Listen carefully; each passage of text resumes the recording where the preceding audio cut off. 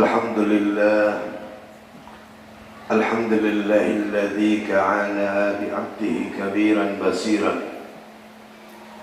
Tabarakallahu alladzi ja'ala fis samai buruja wa ja'ala fiha siraja wa qamaran munira. Ashhadu an la ilaha illallah wahdahu la syarika lah wa ashhadu anna Muhammadan abduhu wa rasuluh. Allahumma salli wa sallim ala sayyidina Muhammadin wa ala alihi wa sahbihi ajma'in. Alladhi kana khuluqal Qur'an wa luqul Qur'an. Amma ba'd. Ibadah Rahman, fa inna usikum bitaqwallah al-qail fil kitabihil Qur'an. Laqad ja'akum rasulun min anfusikum 'azizun 'alaihi ma 'anittum harisun 'alaikum bil mu'minina raufur rahim. Qala Allah Ta'ala fi kitabihil karim, ya ayyuhalladzina amanu taqullaha haqqa tuqatih wa la tamutunna illa wa antum muslimun. Sadaqallahul azim wa sadaqallahul karim. Ma'asyiral muslimin, jamaah Jumat yang dirahmati Allah Subhanahu wa taala. Selaku hamba Allah yang senantiasa mengagungkan dan memuliakan Allah Subhanahu wa ta'ala, kita beriman dan bertakwa kepadanya. Setidaknya kita bersyukur atas segala nikmat-nikmat yang telah Allah berikan kepada kita. Sejak kita bangun tidur sampai dengan kita tidur kembali, senantiasa kita mendapatkan nikmat-nikmat dari Allah Subhanahu wa taala. Berapa banyak nikmat yang telah Allah berikan kepada kita. Berapa banyak karunia yang telah Allah berikan kepada kita. Berapa banyak kasih sayang Allah yang diberikan kepada kita. Namun berapa banyak dari manusia yang bisa mensyukuri nikmat yang telah diberikan oleh Allah Subhanahu wa taala. Salawat dan salam kepada junjungan kita Nabi akhir zaman, yakni baginda Rasulullah Muhammad sallallahu alaihi wasallam.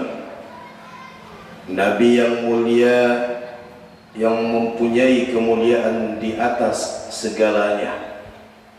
Beliau adalah Habib Allah, kekasih Allah, yang begitu mulia akhlak dan perilakunya, yang begitu santun tutur ucapannya, yang begitu baik perilakunya di dalam kehidupan sehari-hari, sehingga beliau bisa dijadikan sebagai contoh tauladan yang baik bagi kita umat Islam yang senantiasa menyanjung beliau. Sebagai bukti kita bahwa kecintaan kita kepada baginda Rasulullah Muhammad sallallahu alaihi wasallam adalah dengan memperbanyak salawat kepadanya. Dengan memperbanyak salawat kepada baginda Rasulullah Muhammad sallallahu alaihi wasallam dimanapun kita berada, kapanpun kita berada, terlebih pada hari Jumat seperti ini. Barang siapa yang banyak melantunkan salawat kepada baginda Rasulullah Muhammad sallallahu alaihi wasallam pada hari Jumat, maka Rasulullah sallallahu alaihi wasallam yang akan bersaksi di hadapan Allah Subhanahu wa taala. Ma'asyiral muslimin, jamaah Jumat yang dirahmati Allah Subhanahu wa taala. Al-haya'u minal iman. Malu adalah sebagian daripada iman. Di dalam satu riwayat telah dijelaskan bahwa saat baginda Rasulullah Muhammad sallallahu alaihi wasallam berjalan-jalan di kota Mekah bersama Sayyidina Abu Bakar. Tiba-tiba angin kencang datang dan meniup daripada gamis baginda Rasulullah SAW. Saat itu gamis beliau terangkat dan nampaklah betis beliau yang putih. Setelah itu wajah baginda Rasulullah pucat, merah, dan bersegera pulang ke rumah. Ditanya oleh Abu Bakar, "Ya Rasulullah, kenapa wajahmu begitu pucat? Kenapa wajahmu begitu merah padam?"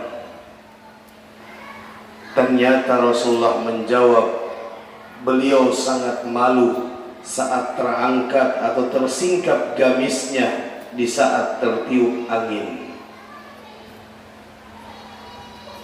Rasulullah seorang lelaki, tapi di saat gamisnya terangkat sehingga nampak betisnya yang begitu putih, Rasulullah malu.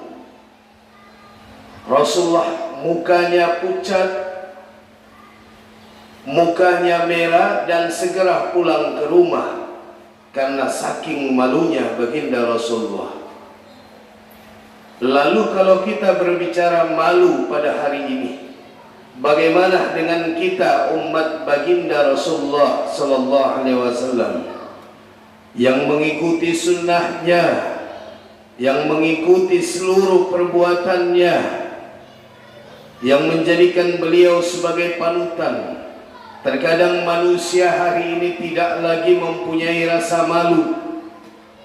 Rasa malu telah hilang dari dalam hati kita. Rasa malu telah hilang dari dalam diri kita.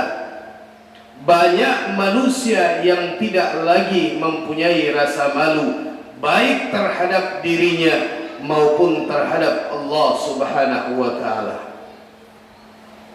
Bahkan malu yang ada saat ini, mereka malu untuk datang ke tempat-tempat yang baik, malu untuk datang ke majelis taklim, malu untuk datang ke tempat pengajian, malu di mana ada majelis-majelis tadarusan, malu untuk menyampaikan kebaikan, tapi mereka tidak malu di hadapan Allah saat mereka berbuat maksiat. Hadirin yang dirahmati Allah Subhanahu wa ta'ala, padahal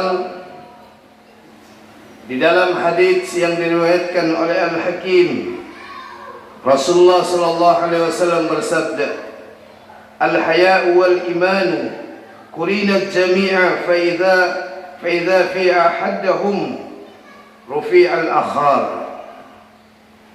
Kata Rasulullah, malu dan iman itu senantiasa bersama. Apabila salah satu hilang, maka hilanglah keduanya. Kalau malu sudah hilang dari dalam diri kita, jelas iman pasti akan ikut hilang. Orang menempatkan malu bukan pada tempatnya. Mereka malu bukan pada tempatnya. Mereka tidak mau datang ke masjid karena malu. Mereka tidak mau memakai sarung karena malu. Mereka tidak mau memakai peci karena malu. Mereka tidak mau membicarakan tentang kebenaran karena malu. Tapi banyak manusia yang tidak menyadari, mereka tidak malu kalau tidak sholat. Mereka tidak malu kalau duduk seharian di warung kopi. Mereka tidak malu tidak mendatangi panggilan-panggilan azan yang ada di masjid. Mereka tidak malu kalau ada kemungkaran, mereka tidak bisa untuk mencegahnya. Ini yang terjadi kepada kita, hadirin. Apabila malu telah hilang dari dalam diri kita, maka iman pun akan hilang. Bagaimana dengan para remaja-remaja kita? Bagaimana dengan anak-anak muda kita saat ini? Bagaimana dengan para wanita saat ini? Yang sedikit rasa malunya tidak lagi ada di dalam diri kita. Kita lihat para pemuda hari ini, yang kita tahu pemuda, remaja adalah harapan bangsa. 20-30 tahun yang akan datang, mereka yang akan menjadi pemimpin-pemimpin bangsa ini. Estafet perjuangan bangsa akan berada di tangan mereka. Tapi kalau hari ini para pemuda tidak lagi mempunyai rasa malu, tentunya mereka tidak layak untuk menjadi seorang pemimpin bangsa. Kalau hari ini pemuda tidak malu lagi, di saat azan berkumandang mereka asik main gitar, di saat azan berkumandang mereka asik main HP, di saat azan berkumandang mereka asik duduk di warung kopi. Apakah ini yang harus kita jadikan seorang pemimpin? Mereka tidak malu lagi, tidak mempunyai akhlak dan etika kepada orang yang sudah tua. Mereka berucap semaunya. Apakah ini yang harus kita jadikan pemimpin? Kalau malu saja sudah hilang dari dalam diri kita, akan bagaimana nanti ke depannya? Di saat dia melakukan korupsi tidak malu, di saat dia melakukan pelanggaran tidak malu, di saat dia melakukan kezaliman tidak malu. Hadirin yang dirahmati Allah Subhanahu wa ta'ala,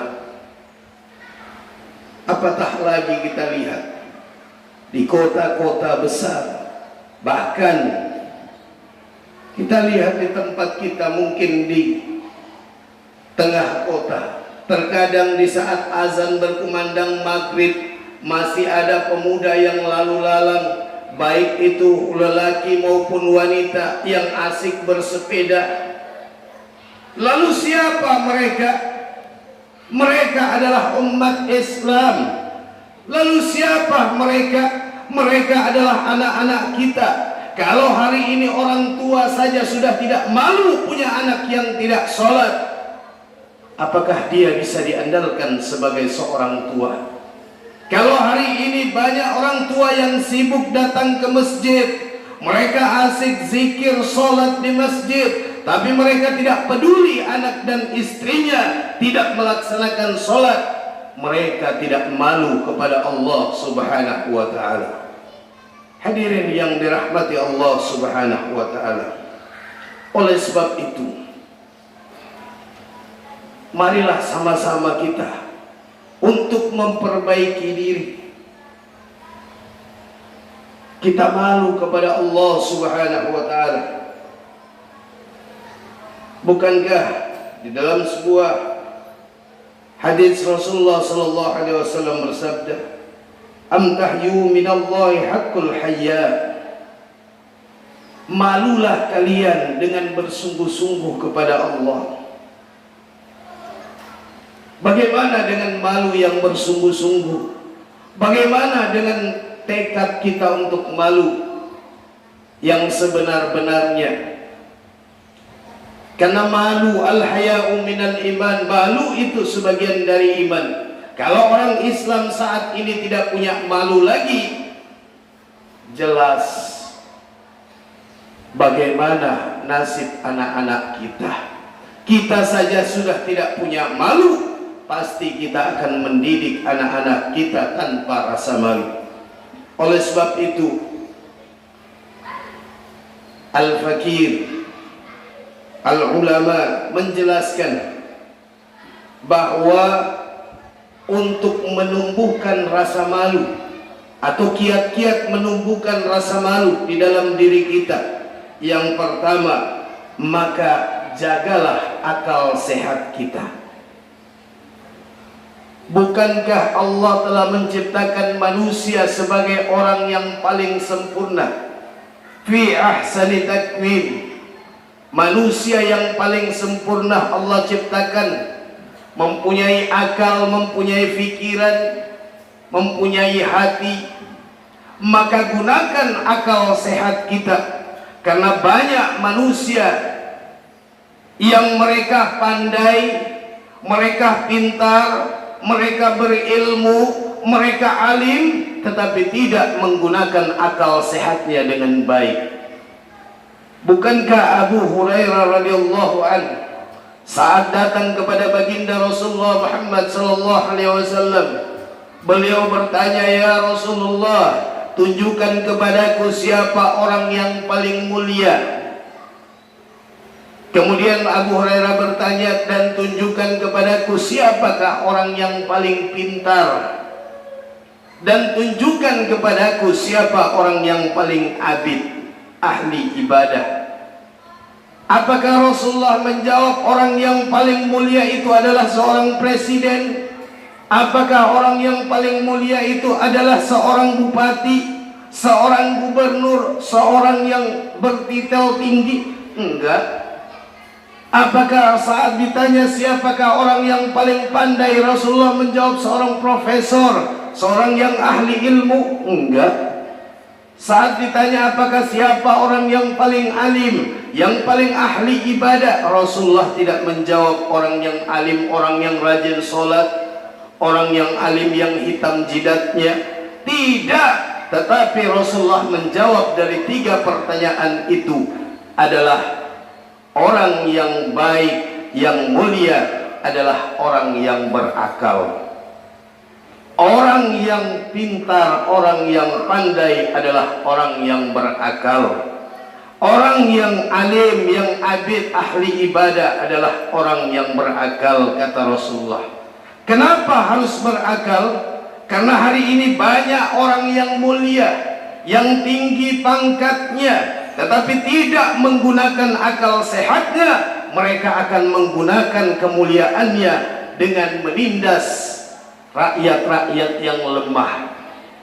Mereka mempunyai jabatan pangkat yang tinggi, tetapi karena tidak menggunakan akal dan pikirannya yang sehat, dengan kemuliaannya, pangkat yang tinggi, bisa melakukan hal-hal yang dilarang oleh Allah Subhanahu wa ta'ala. Hari ini banyak orang yang pandai, ilmunya tinggi, seorang profesor, tapi dengan kepandaiannya mereka menipu rakyat. Dengan kepandaiannya mereka membodoh-bodohi orang lain. Hari ini banyak orang yang rajin sholat, orang yang hitam jidatnya, yang pecinya nggak pernah lepas, surbannya nggak pernah lepas, tetapi dengan kealimannya, keabidannya, mereka menjadi sombong. Mereka dengan kealimannya menjual agama. Hari ini banyak terjadi. Oleh sebab itu, untuk menumbuhkan rasa malu di dalam diri kita, yang pertama adalah menjaga akal sehat kita. Karena Allah menciptakan manusia mempunyai akal, pikiran, dan mempunyai hati. Kemudian yang kedua, untuk menumbuhkan rasa malu di dalam hati kita adalah jaga perut kita. Bagaimana yang dimaksud dengan menjaga perut? Adalah mencegah dari makan makanan dan minum minuman yang haram. Yang haram itu bukan hanya hamar, yang haram itu bukan cuman obat-obatan, yang haram itu bukan cuman sekedar yang memabukkan, tetapi sesuatu yang haram adalah bisa kita mengambil hak milik orang lain, kita mendapatkan hasil dari hasil yang haram. Ini adalah jaga. Apabila yang haram sudah masuk ke dalam diri kita, dia akan berjalan mengikuti darah kita. Maka jangan heran kalau kita menjadi orang-orang yang tidak punya malu. Hari ini banyak orang yang mendapatkan harta tidak dengan jalan yang halal, tidak dengan jalan yang diridhoi oleh Allah Subhanahu wa ta'ala. Apatah lagi saat ini banyak aplikasi-aplikasi yang membodoh-bodohi kita, sehingga kita malas untuk bekerja, dijanjikan dengan segala keuntungan-keuntungan yang besar. Kita lihat berapa banyak orang yang datang ke masjid di saat sholat wajib, sholat maghrib, sholat isya, sholat duhur, asar, bahkan sampai sholat subuh. Berapa banyak orang yang datang ke masjid, dan kita bandingkan orang yang duduk di warung kopi. Berapa banyak orang di sana yang duduk mencari rezeki yang haram lewat judi online, lewat chip. Mereka lebih terpanggil panggilan setan daripada panggilan Allah Subhanahu wa ta'ala. Oleh sebab itu, jaga perut kita, jaga yang kita makan. Agar apa? Agar kita mempunyai rasa malu kita kepada Allah Subhanahu wa ta'ala. Dan yang paling terakhir adalah ista'idul lil maut. Selalu mengingat mati, selalu mempersiapkan diri untuk menghadapi kematian. Karena kita yang hadir pada hari ini, suatu saat nanti pasti akan meninggalkan dunia yang fana ini. Siapapun kita, setinggi apapun jabatan kita, serendah apapun jabatan kita, sehina apapun kita, sebaik apapun kita, semua pasti akan menemui yang namanya kematian. Siapapun kita. Oleh sebab itu, mari kita persiapkan diri. Ista'idu lil maut, bersiap-siap untuk mati. Bahkan kata Rasulullah, ya Rasulullah, siapa orang yang paling pintar, yang paling baik di atas muka bumi ini? Kata Rasulullah, adalah orang-orang yang selalu mengingat kematian. Karena saat mati, maka terputuslah urusan kita dengan dunia, dan kita akan mempertanggungjawabkan apa-apa yang telah kita perbuat di atas muka bumi ini. Hadirin yang dirahmati Allah Subhanahu wa ta'ala.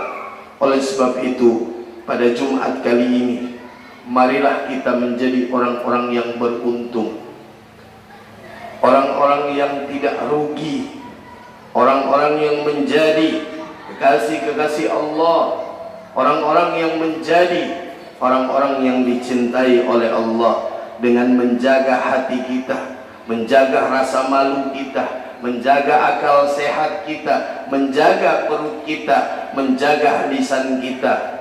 Insya Allah, Allah akan senantiasa bersama dengan orang-orang yang bertakwa. Hadirin jamaah Jumat yang dirahmati Allah Subhanahu wa ta'ala. Oleh sebab itu, marilah pada Jumat kali ini kita tingkatkan ketakwaan kita di hadapan Allah dengan benar-benar takwa, menjalankan segala perintah Allah dan menjauhi segala apa yang dilarang oleh Allah Subhanahu wa ta'ala. Barakallahu li wa lakum fil Qur'anil azim, wa nafa'ni wa iyyakum bima fihi minal ayati wa dzikril hakim, wa taqabbala minni wa minkum tilawatahu innahu huwas sami'ul alim.